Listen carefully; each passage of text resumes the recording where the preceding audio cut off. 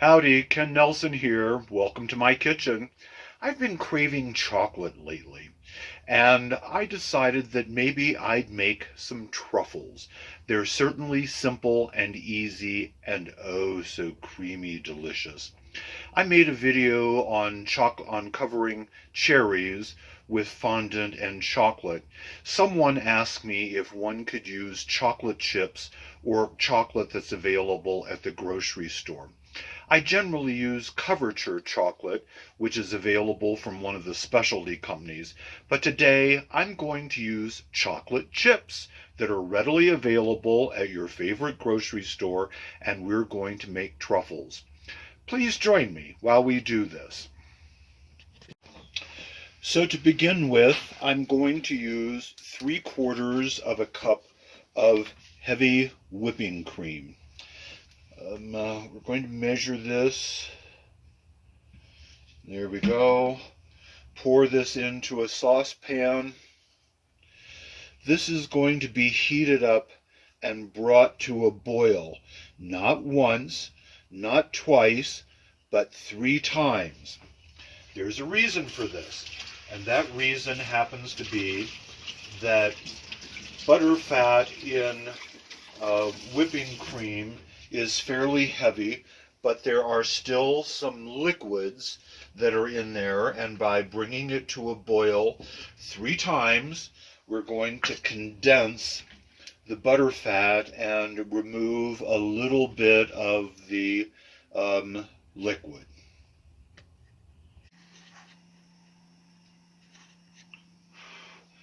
That's the second boil. Now we're going to do it for a third boil.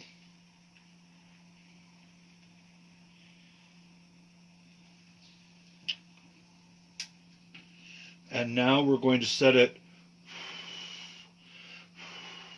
over on the counter and stir our chocolate chips in.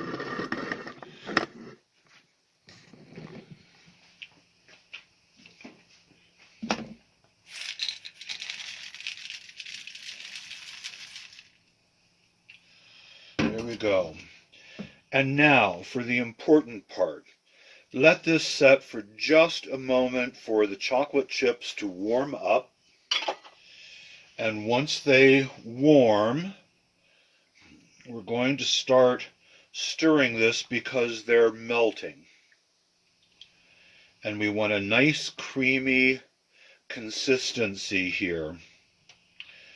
The trick to getting that is to stir constantly.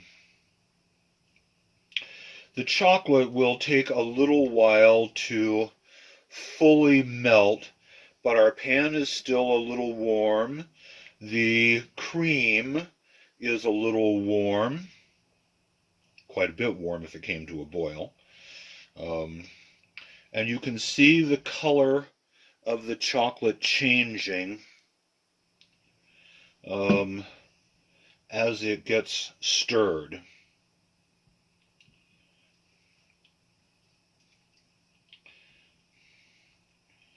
I like to get the bottom of the pan cleaned off with every pass because that way the chocolate doesn't adhere to it and overcook or get too warm.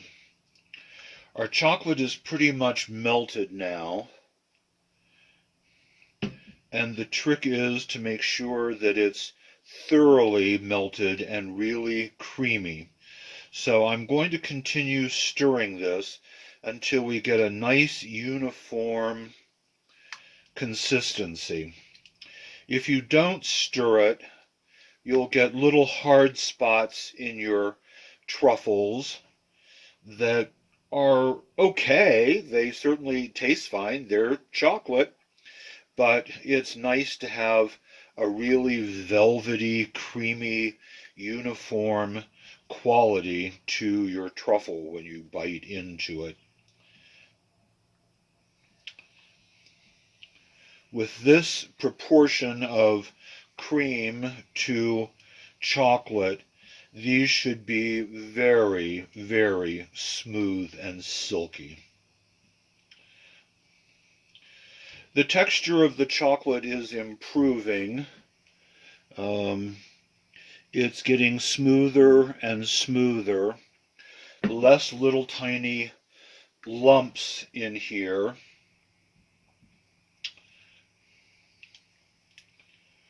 And the goal, of course, is to have no little lumps and have it to be just really, really smooth.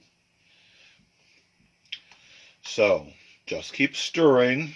That's the key to amalgamating all of the cream into the chocolate, the cacao fat, the um, other ingredients in the chocolate.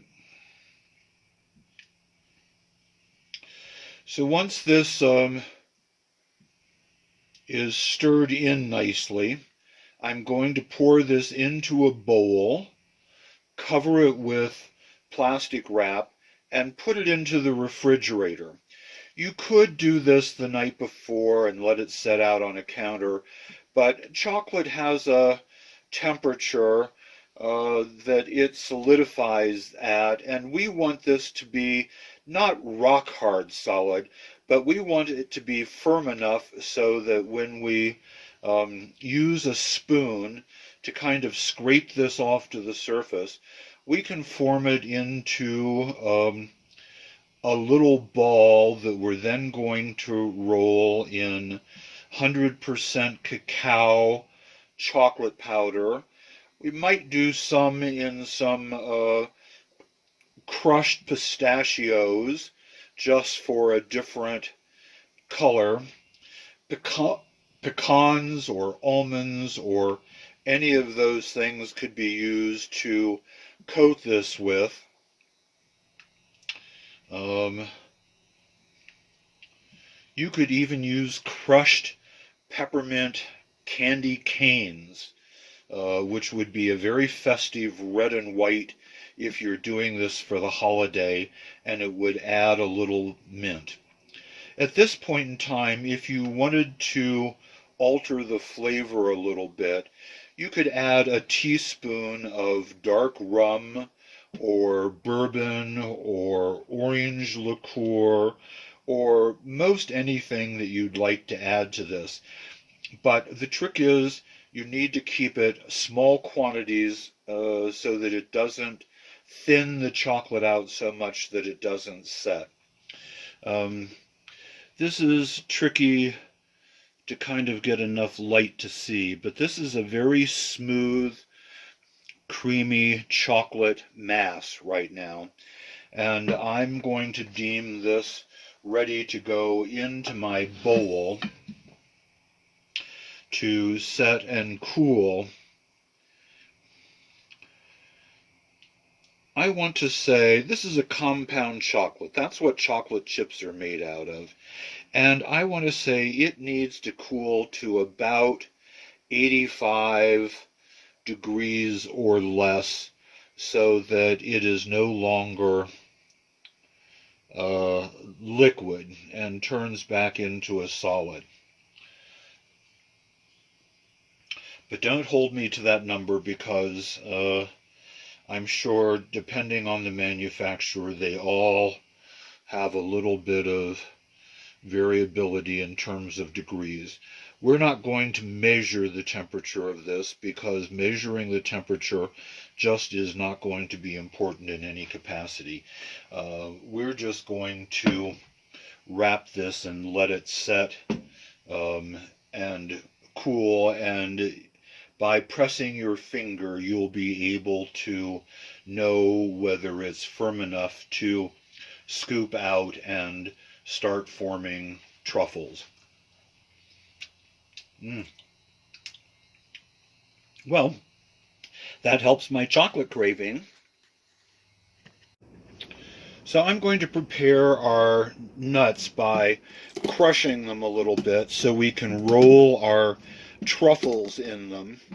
And these are some roasted, salted almonds. And by putting them in a mortar and pestle and just crushing them a little bit, it's going to break them up into small enough units that when the truffle is rolled into them, they will stick to the outside of the truffle and produce a nice uh, finish. I don't want these to be a powder, so that's why I'm not putting them in the food processor or in a blender or in a spice grinder.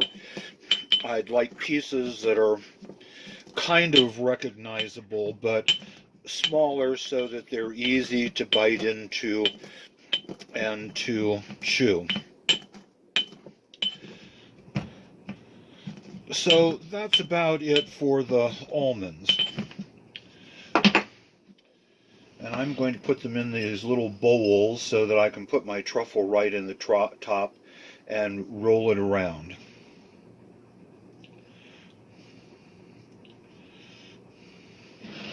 Now I'm going to do the same thing with some pistachios. I'm just going to use a small handful.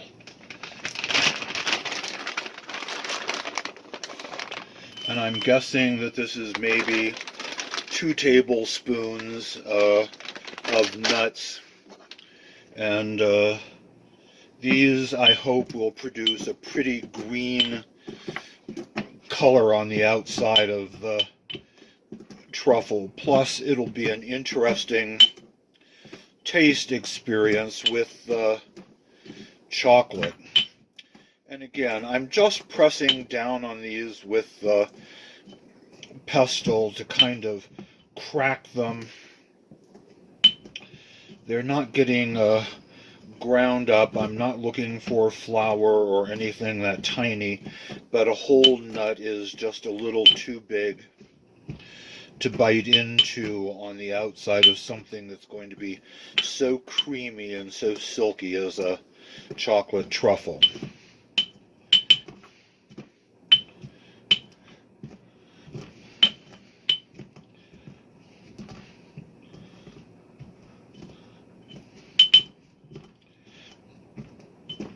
If you didn't have a mortar and pestle, you could probably stick these in a plastic Ziploc bag, and with the heel end of a knife, a nice heavy knife, you could probably just crush them that way.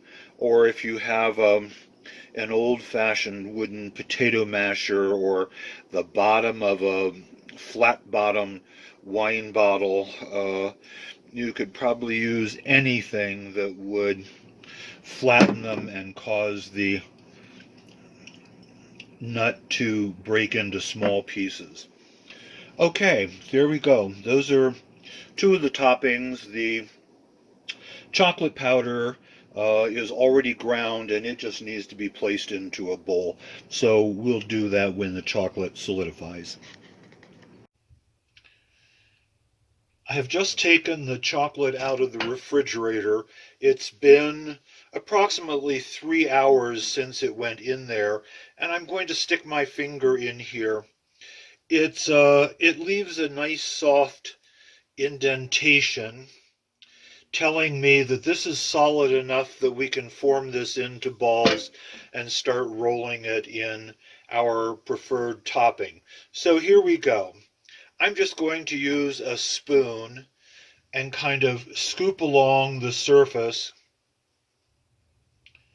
and roll this out.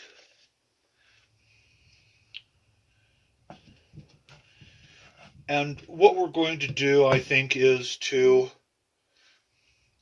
take these clumps and put them on a parchment lined baking sheet, stick them in the freezer for just a few moments to really harden them up so we can roll the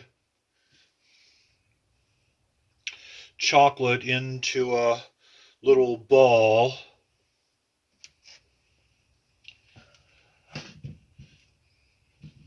And then we'll roll them in our toppings. They're still just a little gooier than I would light to be able to work with.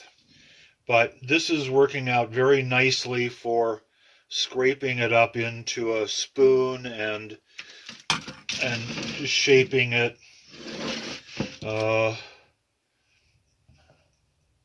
And let's just see where we get to with all of this.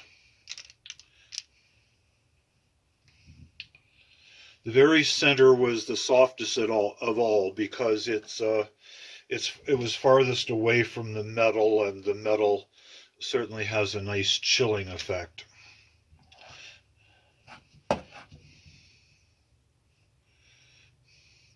So I'm just kind of folding these. These are not nice truffle shapes for just the moment. They're awfully rough looking, but this will be easy to put in the freezer for a few minutes and harden up. And then we can roll them into a little ball that will be easier to roll in our toppings, and they'll hold their shape better.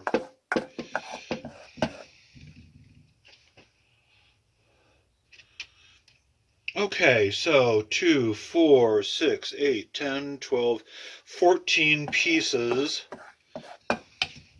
is what I've gotten from an 8-ounce quantity of chocolate chips and 3/4 of a cup of cream. Mmm.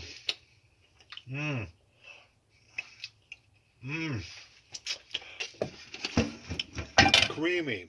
Lovely. Okay, into the freezer. Okay, the chocolate has been in the freezer for about 4 minutes, maybe 5, and it's firmed up nicely. I'm going to take it out, and I'm going to roll it in between my palms so it forms a ball. And now I'm going to press it into the pistachio mix. And I have some little candy papers here that I'm going to set them in. It will make them easier to store.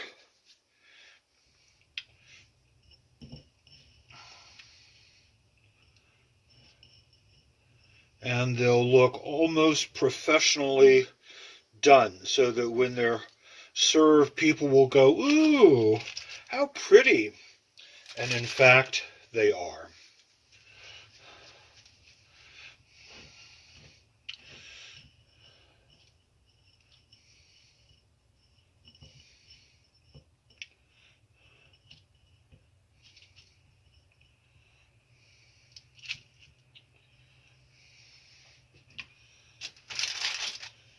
Okay, let's do one more with the pistachio, then we'll go on to the almond, and then the cocoa powder.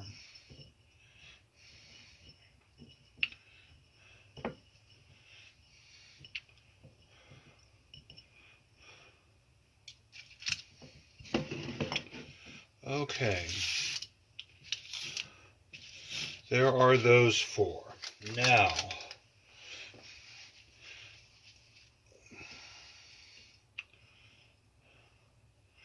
the trick is my hands are going to be covered with a light coating of chocolate when I finish this. And so I'm not going to want to handle much of anything until I can wash my hands and get the chocolate off.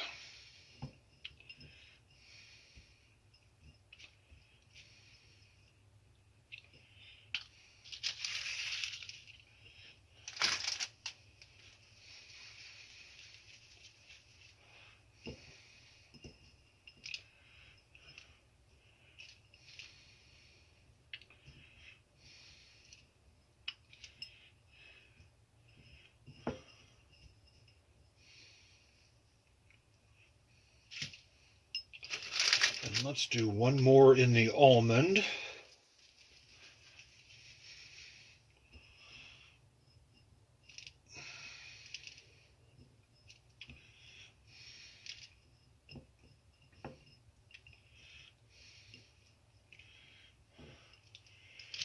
And that way it gives us 4 of each of those, almond and 4 pistachio.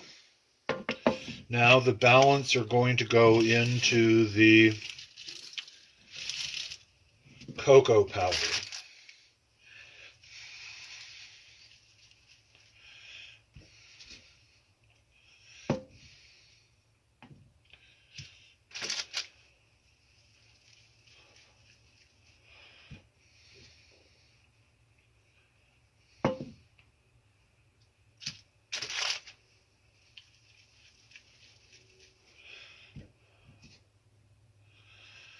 It's important to note here that this is 100%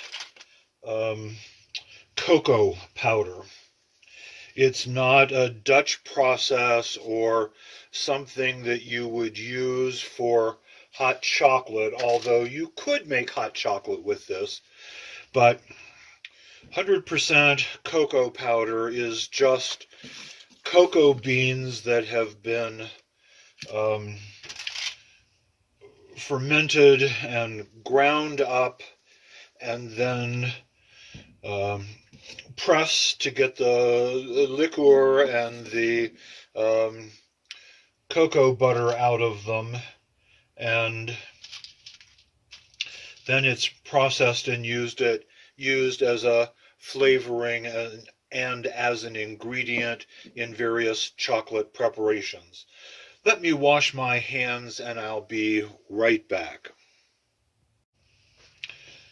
So here are my finished truffles.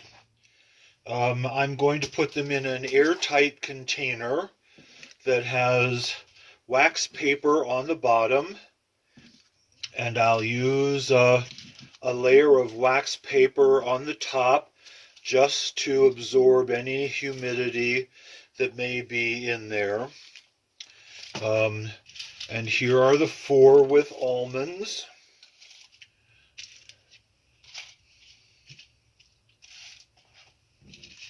And now the 4 with pistachios. They really are just lovely looking. And I can tell you from experience, they're going to be creamy and wonderful on the tongue. So, there are my box of confections, and this will more than amply take care of my chocolate craving. I'm glad I tried this. I wasn't sure if chocolate chips would work to be able to make truffles, but it seems they've worked out very nicely. Hope you give this a try. Cheers!